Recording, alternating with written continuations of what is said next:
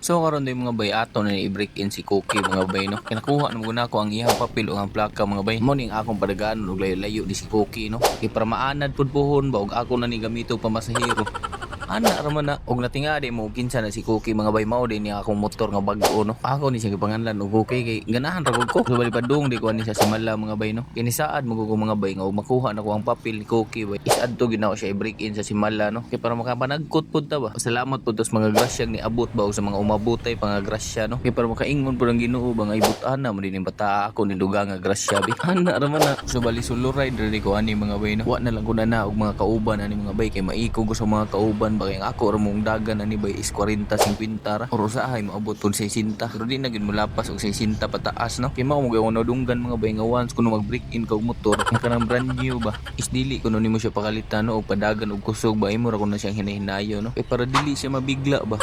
Ana raman na. So balinigikan di ko sa lapu-lapu mga bayog mga last 9 kapin ano. Yan abot ko dito sa Simala mga 12 naman siguro kapin. Kaya nag-chill ride sa maguguan ni bay ako rang gi-enjoy yung mga view bitaw nga imong magian ba. Kaya ani yung ani nga view ba kana bitang flood control project nga wa pa nahuman. Huna lang ta ba haya siguro sa kontraktor ano. So after pila ka oras na tong biyahe di mga bay nun abot na kita sa Simala no. Syempre nangita na ta di ako kaparkingan ug asa ta makapabor no. Kanang dili po kayo layo og baktasan ba. Ana raman na.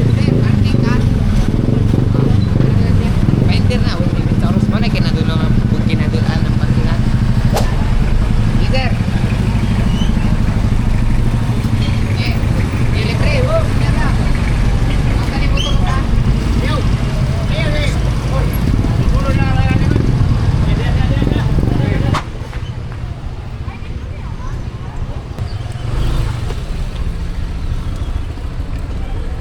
So paghuman og bahilo na dia sa akong pinalanggang motor mga bay. Isu na dayon ta diri sa Simala no. Ug sorte gini pagkarian ako bay kay dili bitaw kay siya daghan tao no. Nya dili po kay siya init bay ba. Kung nagihatag siguro ni Lord na ang pabor bitaw kay para makaanha jud ko sa Simala. Kay mura gusto jud kay ni Lord mga bay nga tumano na akong saad ba. Mo nang gihatag niya nako tanang pabor no. So pag abot na ko dira sa sulod mga bay no nipalit na ko kandila ug gani bitang mura rosaryohan nga para sa motor. Kay ako ni taod ni Cookie mga bay ba. Kay para i-guide ta pirmi ba sa atong adlaw-adlaw nga buhaton bitaw nga gamit na to si Cookie. Ug sa mga wala pa di kabalik sa Simala mga bay no. Ako lo pa di paibaw ninyo no nga kadto bitong mga color coding sa una sa kandila no. Aw baw color coding may tawag ana. Basta kadto bitong mga meaning ba mga meaning bitaw sa color sa kandila. Isigo wala na to siya bay no. Giusa na lang siya tanan dere. Sa una magud bay magdepende ang imong kandila ba ug asa bitaw gusto nimo i-am. Pero karon bisag unsa na nga kandila imong palito no. Kay giwala na tong meaning. Ug human ako palit sa kandila de mga bay no ako na din ang gidagkutan. Kung nagpasalamat ra pud sa Ginoo sa tanan-tanan ba. Kaya pag ampo mga bay is wala na siya bayad no pero naay sukli. Human na to panagkot ya mga bay no tuyok sa butag kadiyot diri sa simbahan no. Tanaw-tanaw tas mga magagandang tanawin diri ba. Ana raman na human na to tuyok diri sa simbahan mga bay no nibalik na dayon to sa atong motor no kay para akong itaod ni rosaryohan ba. Nga ako yung gipalit para gid ni Cookie. Ug samtang nagtaon ko ana mga bay no ako po nag-istorya-istoryahan akong motor diha no. Ako ra po siyang giingnan bang ampingi ko kanunay sa dalan ko kaya kay ako nay bahala amping nimo kay mag-inampingay tang duha. Ana raman na